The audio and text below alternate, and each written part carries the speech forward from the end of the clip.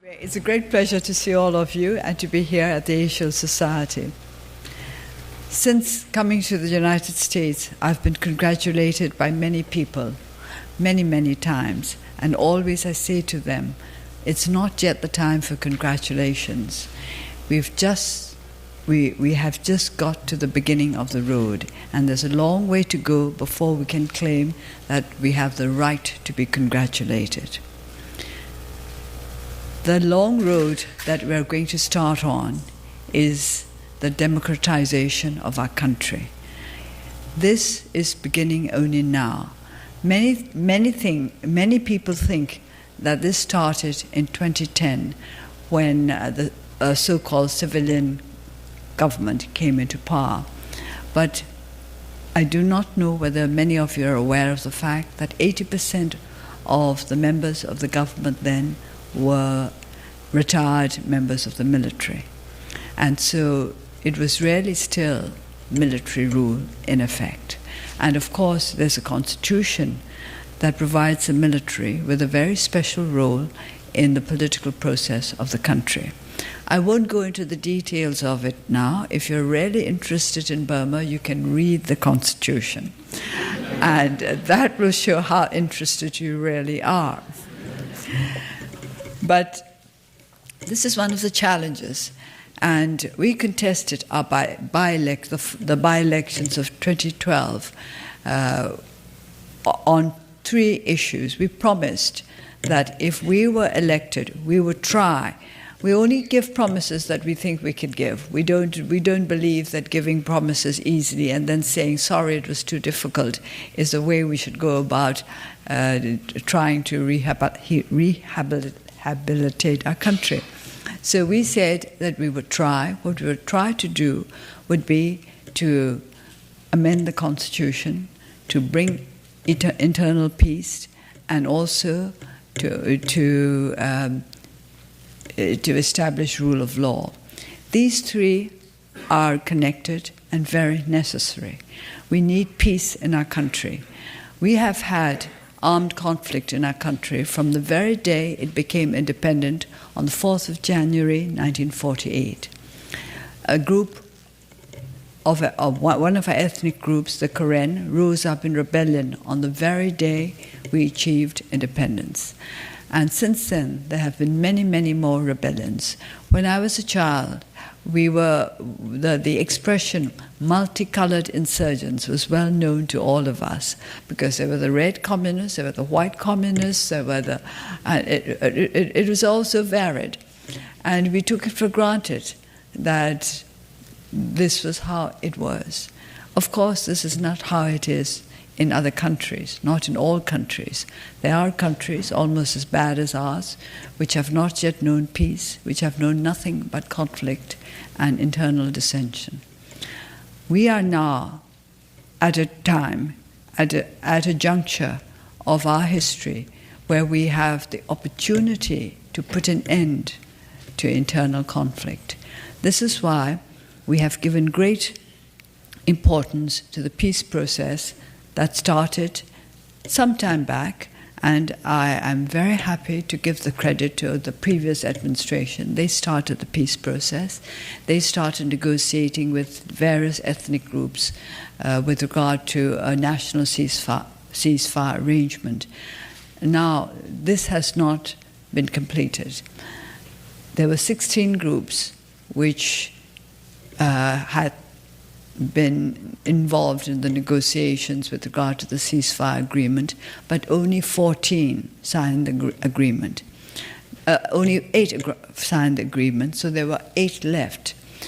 Now there are 3 other little groups which have emerged since then, and these are linked to the 8 who have not yet signed the NCA.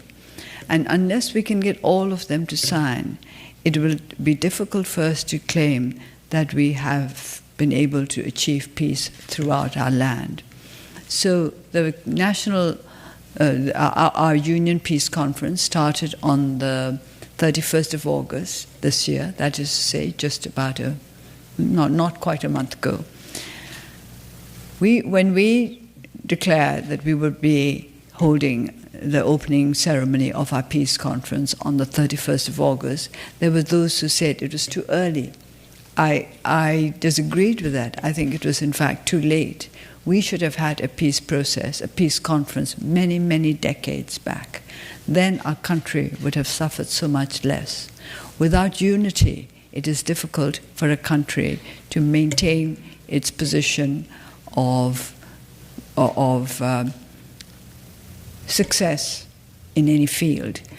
At one time, some of you may know, we were considered the nation most likely to succeed in Southeast Asia, but we were not able to maintain this position of success for political reasons, not for economic reasons. This is something of which I have to remind many people, because the perception nowadays is that strengthen the economy and everything will go well. It's the economy that matters. If your people are rich, if they're materially well off, you will not have any problems in any areas. Now, if this were true, you would have no problems in the United States at all. And so you will understand that there are other issues than economic ones. And for us, that is peace. We lost our democratic governance in 1969, not because of economic problems, but for political reasons. Now, I will not go into the details of that now. It's a whole subject in itself and very interesting, but it will divert me from what I've been asked to talk about, which is now. People ask me to make speeches, and they usually tell me what they want me to talk about. As a good guest, I feel that I'm bound to oblige them in some way or the other, although I do manage to weave in what I want to say as well. So now we have been elected to government. We who were the opposition for nearly 30 years. The National League for Democracy was founded in 1988, and since then we were in opposition until last year when we won the general election, when we won with an overwhelming majority. But an overwhelming majority that still does not give us the right to amend the Constitution. That's part of the old Constitution, which gives the military, really, the right of veto with regard to any meaningful constitutional amendment. 25% of the members of all the legislatures in our country, meaning to say the union legislature as well as the regional and state legislatures, are from the military. They are nominated by the Commander-in-Chief. And to amend the vital parts of the Constitution, which would make it truly democratic, we need to have more than 75% of the agreement of the members of our legislatures. Now that means that even if all the elected representatives from various parties all agreed on an important amendment, at least one brave soldier would have to stand with them and say, I agree that it should be amended. And I'm sure our soldiers are very brave on the battlefield, but when it comes to the legislature, they vote as they're ordered to vote. I think General David Petraeus is somewhere in the audience, and I suppose he would say that it is a duty of soldiers to obey the commanders, and I agree with that. I've often said that if they were not so, what would happen if the commander says, now get into your battle stations or whatever you call them, and we are all going to go into battle at 8:30 this morning. And it wouldn't do if soldiers were to say, now wait a minute, I haven't yet seen my mother. And I've got to get home and ask her whether she thinks it's a good idea. It doesn't. Armies cannot work like that. So I'm perfectly in agreement that the commander should be obeyed. But our military commanders should have no role to play in the civilian governance of a democratic country. And what we want is a truly democratic country. I value our military for many reasons, not the least important of which is that it was founded by my father. It was founded by my father to fight for the independence of the nation and to protect the freedom of the people. And that is what I would like our army to do. That should be its main responsibility. We have to amend the Constitution. That is one of the reasons why we contested the by-elections in 2012. We want it made clear to our people that there was a need to amend the Constitution. And we wanted rule of law because we think that rule of law is necessary if we truly wanted a democratic society. When I was in the legislature, a few months ago, I met a group of law students and I asked them, what are laws for? And they looked at each other and thought for a bit. And one of them said, to punish wrongdoers. And the others all agreed. And I was rather taken aback. I said, no, from my point of view, laws are there to make sure that we all live together in harmony and in security. That is what laws are meant to do, not just to punish wrongdoers. But this is one of the reasons why we put rule of law at the top of our priority when we contested the elections, the by-elections of 2012. Our people needed to understand what laws were for and what laws can do for us who are individuals seeking to be part of a society that will respect our rights and also encourage us to bear our own responsibilities. And of course, we talked about the need for permanent peace, for an end to internal conflict. Because unless a country is at peace, we will not be able to progress in the long run. In the short run, we may be able to achieve small economic miracles, but we will not be able to maintain those if there is no peace in the country. So we want peace, we want development. These two are linked one to the other. But peace is something that our people have been longing for a long time. And also, they want lives that are secure materially as well as politically and socially. So we have to develop our country as well. There is so much that needs to be done. The National League for Democracy has never promised the people what we do not think we will be able to deliver. So when we contested the elections last year, we said we would work towards certain goals, we would do our best, but we would not give rash promises.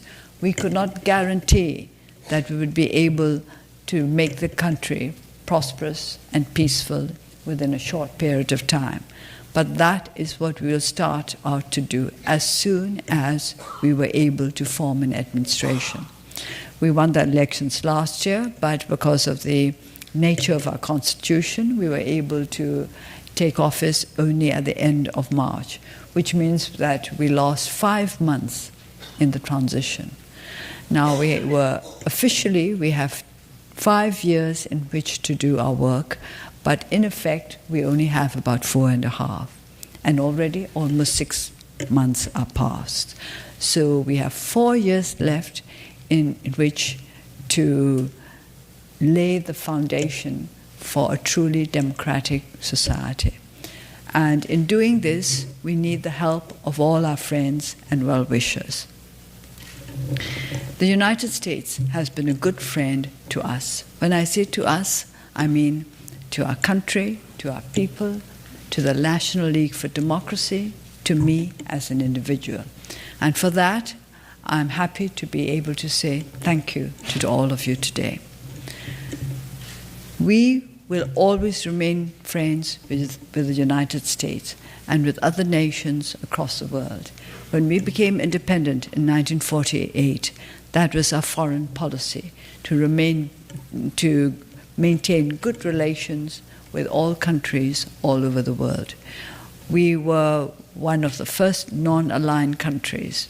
We decided that aligning ourselves with either of the two powers during the Cold War was not to our benefit or to the benefit of the world as a whole. We do not believe in encouraging polarization then, and we do not believe now either in encouraging polarization or division. I don't believe in divide and rule. I think if everybody is friendly each with the other, then we all benefit from it. We all profit from it. So I do not think divide and rule is a short-term measure and can only be successful for a short term. What we want now is of all friends of Burma to join together to see what they can do to take us forward in our road towards genuine democracy. Businessmen, we invite to come to do business in our country and to teach those of our people who are not yet familiar with business practices, best practices. Those who are interested in humanitarian issues, we invite you to come and help with humanitarian issues in our country. But we would ask you to understand first what our needs are and what the needs of our people are. Humanitarian needs are not just to do with food and shelter and clothes. It's to do with tolerance, it's to do with understanding that rights and responsibilities go together. Everywhere we go, when we were campaigning during the elections, we made it quite clear that democracy has its responsibilities as well as its rights. Too many people think only of rights. I'm told that entitlement is a big word in the United States today. And I would like service to be as big a word, to serve. We should be proud to be able to serve. To serve is much greater than to be able to demand what you think you are entitled to. I don't think any of us is born with entitlement. We are all human beings with our own human dignity. And I believe that this must be recognized by all. But it's not an entitlement, it's a need. Human rights are human needs. If human rights were entitlements, then we would have to resolve the problem in a way which will create those who are against human rights and those who are for human rights. Of course, this is the situation still today. There are those who are for human rights and those who are against human rights. But if we could make people understand that human rights are human needs, and each and every one of us has these needs, and if we could recognize other people's needs at the same time as we recognize ours, then we will be promoting human rights. Too many people are interested simply in their own needs and in their own entitlements rather than those of others. So rights and responsibilities must always be addressed as a whole, as two halves of a whole. You have rights, you have responsibilities, and that is what we want our people to be able to do. So we would like to learn from you. You who have been living in a democratic system for for more centuries, because we can say many centuries or a few centuries. Anyway, you have been living in this system, but you know how many problems there are. You can't afford to be complacent, much less we can afford to be complacent. How can we afford to be complacent when you can't? We have not yet even got to the end of the road, whereas you have been there some time ago. But what did you find at the end of the road? More challenges. That is how it's always going to be. That is how this world works. Wherever we get to, there will be challenges. And I've often said that the purpose of education is to equip us to meet the challenges that will come up as we go through life. So that is the last thing that I would ask you to do for us.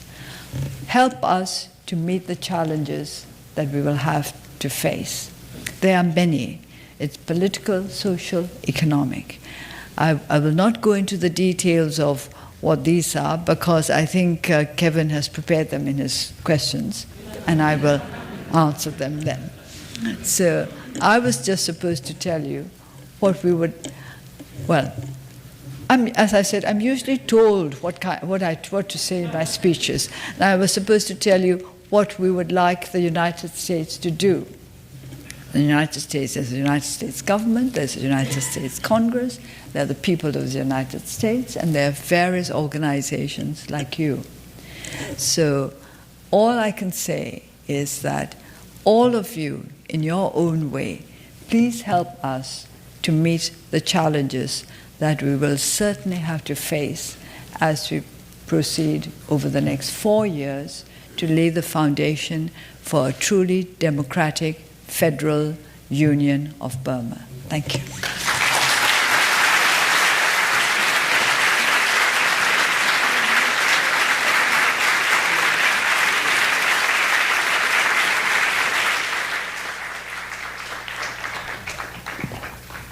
Well, State Councillor, I'm now totally intimidated. You've told me that I've told you what to say in your speech. And that he didn't tell me what to say. To somebody else who said that. That's a trick among politicians. We don't reveal that publicly, you know that.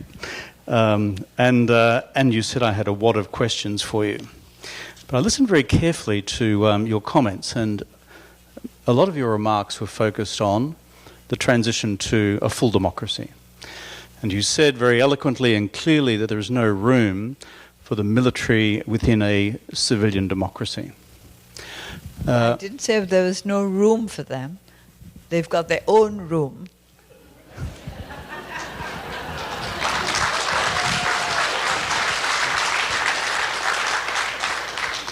As the State Councillor said before we came on stage, Kevin, you asked the questions. I'll be answering them exactly as I so choose. But taking you up on that question, which is the fact that you have 25% still in the parliamentary institutions, both national level and down. And when I visited you first in Yangon in 2011, it was 80%. Back then, 80%. The positions in the National Assembly were 80% military. No, 25%. Back then? Oh, you mean the elected seats? Yeah. Well, they were ex-military. Yes. Ex-military. The USDP party was the majority party. And, of course, all the leaders of the USDP were retired generals, or perhaps they were brigadiers, but anyway, retired army officers. And many of the MPs elected under the badge of the USDP were retired military officers. And so when I look at your future transition to, let's call it full democratic institutions without a mandatory occupation of a certain number of seats by the military, how do you see that unfolding over time? There were comments reported recently by the head of the Burmese military saying it may take 5 to 10 years. How do you see this unfolding? Well, I don't believe in astrology, so I can't predict. I can't say this is going to happen in 5 years or 10 years. But neither can he, I don't think. In the end, it will be up to the people. And, of course, we have to do a lot of the work. We have to convince the people of the need for change. And by the people, I mean members of the military as well, because they are part of our country. They are also our citizens. And we want to make them understand, we want to convince them that this change is necessary for the whole country including members of the military. A professional army that is loved and respected by the people is worth far, far more than an army that has political powers not in line with the aspirations of the people. When I last visited you, which was just last year, and before these extraordinary elections, and watching you on the campaign trail was a sight for sore eyes for the international community. But I remember that on that visit talking to various representatives also of your military, and conversations that we had with them in this capacity as president of this Asia Policy Institute, was that if you go back to barracks fully and abandon your formal political role over time, then surely as a professional military, one of the great benefits which will flow will be a full and open professional relationship, say, with United States Armed Forces. And so military men's eyes usually light up at that point because they love exercises, they're proud of their professional achievements in the feat of arms. I notice that the United States has, and the United States Senate has introduced some openings for select military to military engagement with the Burmese armed forces. How do you see that unfolding in terms of providing strong, as it were, professional encouragement for the military to become like any other normal professional military in a democracy? I think it's a good thing for our military to engage with militaries with other armies from democratic countries, because it makes them understand how things work in a democracy, that the army is not involved in politics, but that does not in any way make them less. In fact, in some countries, such as the United Kingdom, I'm told that the army is the most respected institution in the country, according to the research that they've done, that the people think that the army are even better in some ways than those in the National Health Service. And why? Apparently the answer is because people see them as selfless. People see them as working not for themselves, but for whomsoever they are asked to protect, including non-UK citizens. For example, when they were in Sierra Leone, I believe that was 2 years ago, the people of Britain were really proud of their military. They thought that the soldiers were so good and so selfless and so prepared to protect human life and human well-being. So I want our army, our military, to associate more with military personnel from other countries. So I think we should begin in that way by introducing them to the values of democratic armies. So there's a new job for General Petraeus, who you mentioned before. David, we send you as a special envoy of the Asia Society to work there on this new role for the Burmese I'll tell military. him what to say.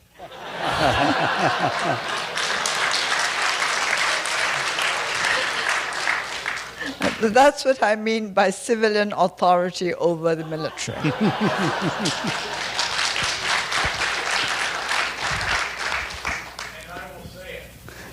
Thank you.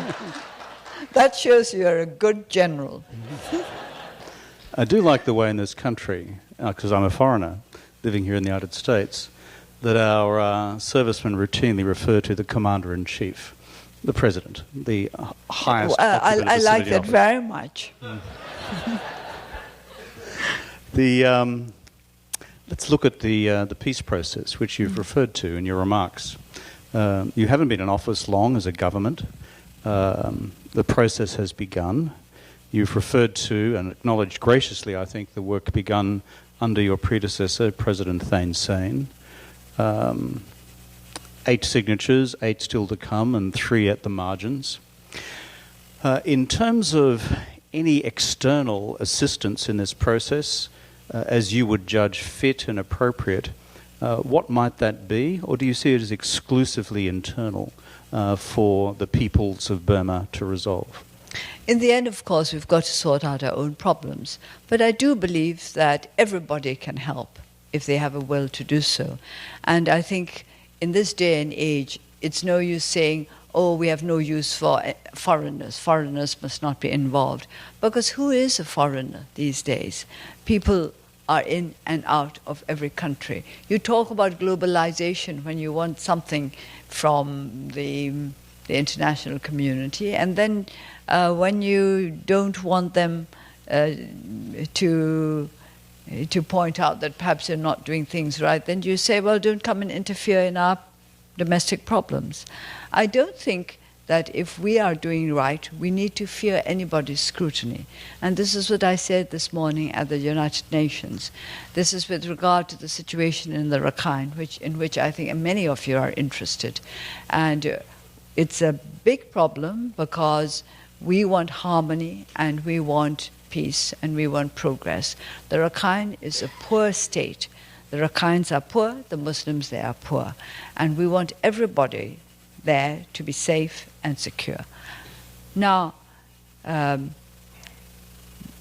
what we've been trying to do is to find a way of relieving communal tension and putting an end to communal strife. And to that purpose, we created a commission headed by Dr. Kofi Annan, because this is a matter in which the international community has been interested for quite a number of years. It became an issue that was discussed in the United Nations as long ago as 2010. So we need somebody with an international stature to head the commission that is meant to look into the real problems that are plaguing the Rakhine state. And of course, some political parties started protesting against this. And they said that we were dragging, by appointing a foreigner, Dr. Kofi Annan, as the head of a commission, and including other foreigners, because there are two others, we were dragging a domestic issue onto the international stage. Well, we explained that it had been on the international stage for some time, and we had not been able to do anything about it. And that we're not afraid of international scrutiny. Why should we be afraid of international scrutiny if we're doing what is right? We should not be afraid of any scrutiny if we believe that we are doing what is right. And Kofi, as you say, is not exactly inexperienced. He's a person with phenomenal experience. And it's not unique for a country to invite someone internationally to work on a particular problem at home. On the rest of the peace process within your country, I noticed at the Panglong conference that you had the groundbreaking peace negotiations, which commenced not long ago. China also had a role there as a mediator, I presume, in relation to a particular part of the overall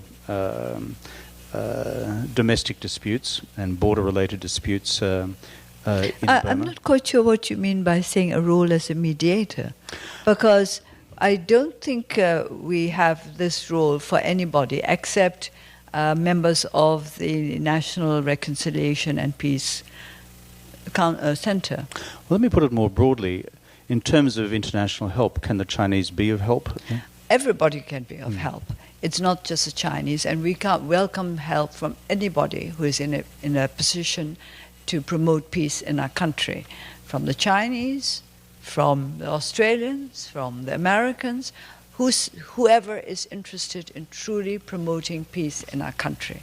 Because there are some groups which are not really interested in peace. They are only interested in their influence with regard to the peace process. On the broader relationship with your neighbours, and I'll pursue just for a moment, let's say the economic relationship with a very large neighbour, China, an economy which affects, frankly, most economies represented in this room. Certainly for my country, Australia, it's our largest economic partner.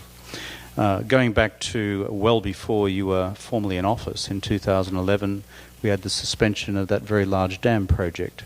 the Maitsone Dam, I think, if my pronunciation is vaguely Niso. correct. Which is Yes, it's, your pronunciation is very bad. Yeah, thank you.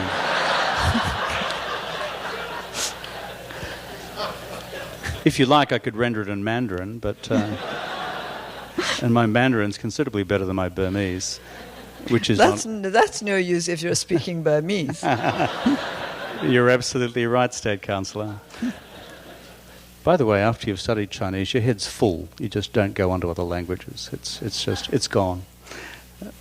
On that dam project, though, which has achieved quite a bit of international publicity, and I see that there are negotiations that you've been having about taking the project forward again with the Chinese. How is all that going? Because it has been a prominent international matter which the international community has looked at. We have established a commission to look into this, and this commission is made of experts. It's headed by the Deputy Speaker of our lower house, who is a Kachin, and of course, as those who have been following the dam negotiations will know that it was going to be situated in the Kachin state. So he heads the commission, and there are many experts. There are experts on the environment, on water management, on engineering, various aspects of the Myson project, and I'm not a member of the commission. They will be looking into this matter.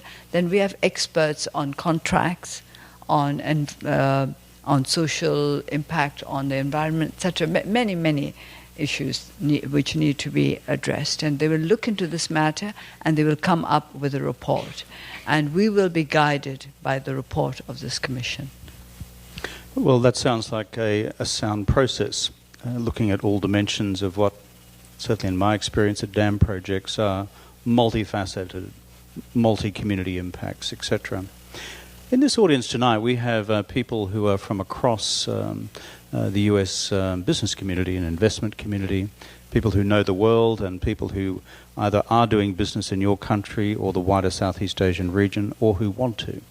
In terms of the economic strategy for your country, perhaps you could spend just a few minutes explaining how you see that unfolding and what particular interests you have as a nation in attracting foreign direct investment.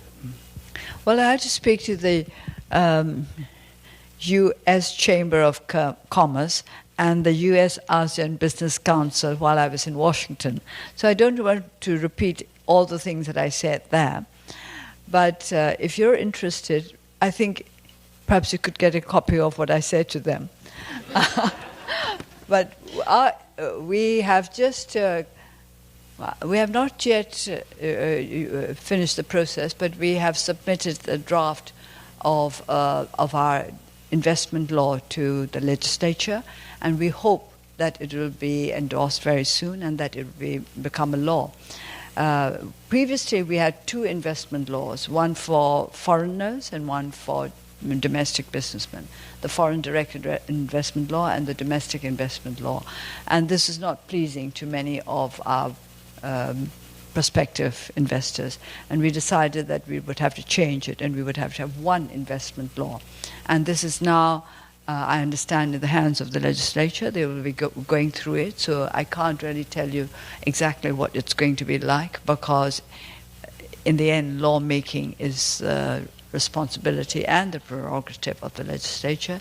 They may amend bits of it, they may reject bits of it, or they may pass the whole as it has been submitted to them.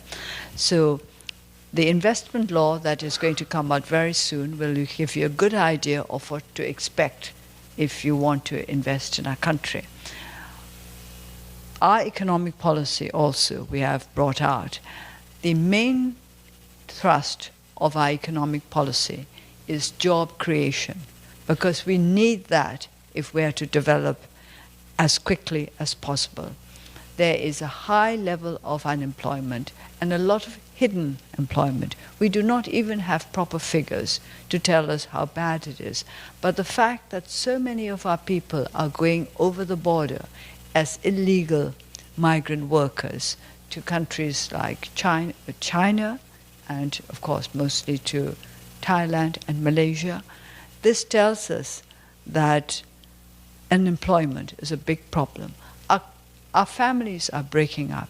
You see many villages where young men of strong working age are no longer there. So many. I met some young men who had been working in Malaysia as illegal migrants for about 8 years. And they had never seen a city before they came to Rangoon. I said, you were in Malaysia for 8 years. Haven't you been to a city? They said, no. They went across the border through Thailand. They found their way to Malaysia. They were taken straight to a plantation. And there they've been working for 8 years. And they haven't seen a city. They've never been to KL. They were astounded by Rangoon. And of course we were astounded that people who had lived in Malaysia were astounded by the urbanness of Rangoon, if you like. And this is how our people have to earn a subsistence living.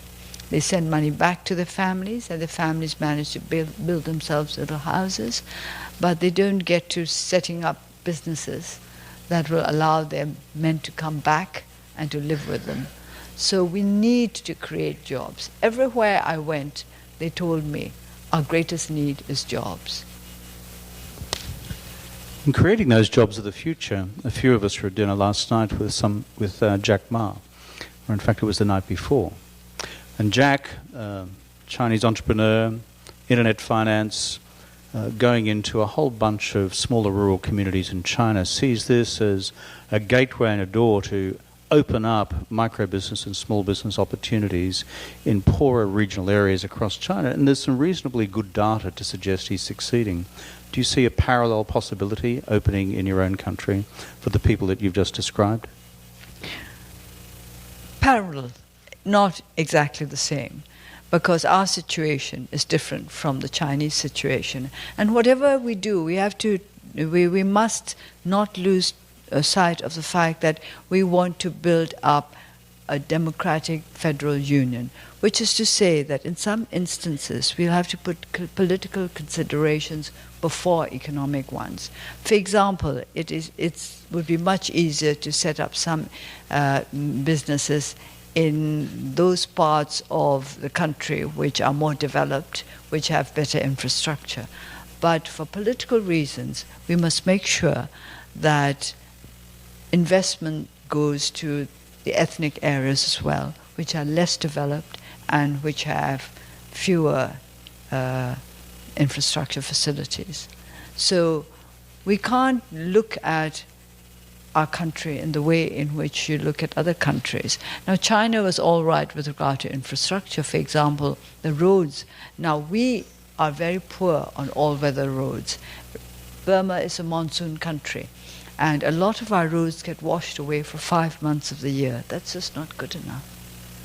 We need weatherproof roads for our people throughout the country, not just in the main areas where the majority Burmese ethnic group live, but for all the other ethnic areas as well. It's a very large country. I've been there a few times. When you look at China, you wouldn't say Burma is very large. I'm Australian. We're big on the map as well. But no, it's a big country by Southeast Asian standards. Yeah, it's the biggest in Southeast Asia. Yeah, and it's a big population. And many of us look with great, I think, optimism and enthusiasm to how not just the democracy will consolidate itself, but the economy emerge as well. Are you getting support from your ASEAN colleagues in your national mission? ASEAN's been part and parcel of the building of a regional economy. Is that network of relationships helping you in your economic task? We have good relations with our ASEAN neighbours. I was in Thailand recently, and we had very good discussions with regard to the problem of our workers there.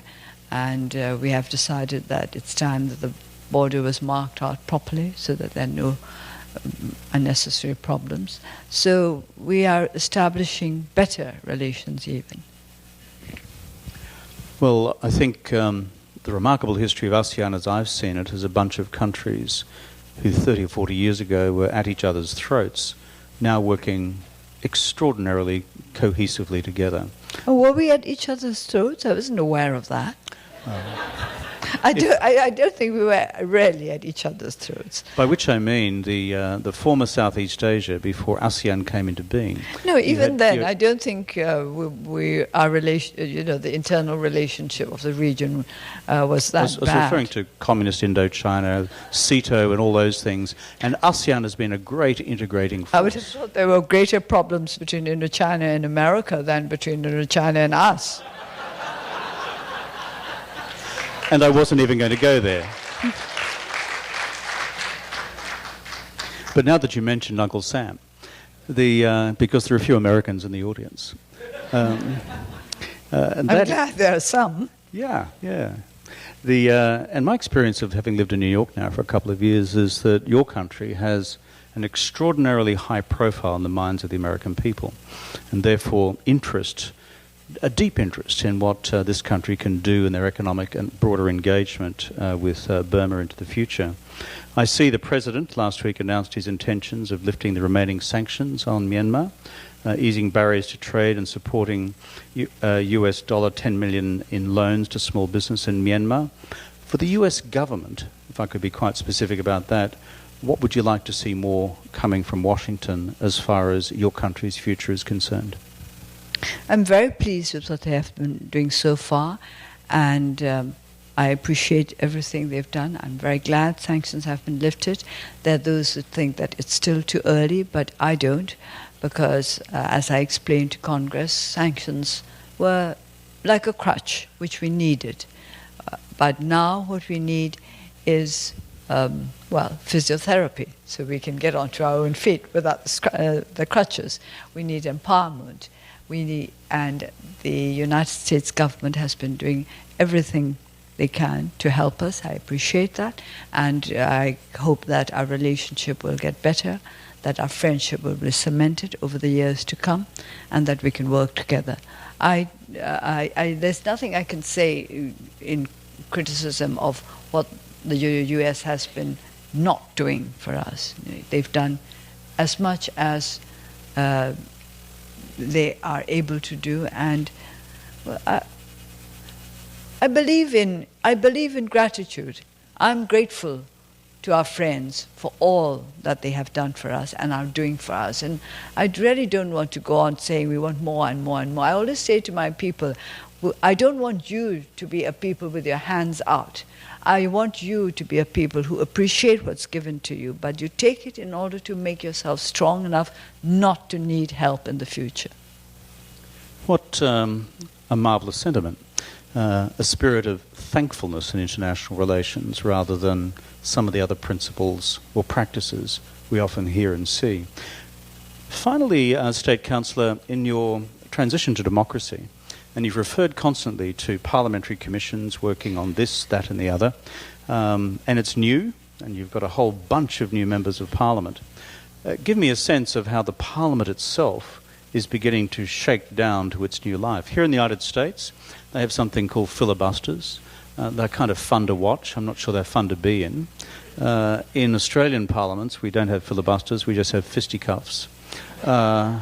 So parliamentary democracies are a many and varied thing. How's yours evolving? And internally, how are the relationships proceeding within the institution? Well, apart from the fact that, of course, 25% of the members of our parliaments are not elected, I think they're getting on well. Some of our regulations and some of our procedures might seem a bit strange to you, but then some of your procedures seem very strange to us. And our procedures seem strange to us as well. We're doing well. The legislature, before the elections last year, I would say that the legislature was the most democratic institution in the country because we had good speakers who were fair, who were even-handed in the treatment of the members of parliament. And although we were a small majority, we were treated as the main opposition, which we were. There were only 44 of us in the union legislature, but we were still the party with the largest number of MPs after the USDP, which had the overwhelming majority. So Parliament started really to become democratized, and we are continuing with the process. And I have to say that we have an excellent speaker in the lower house, a good party man.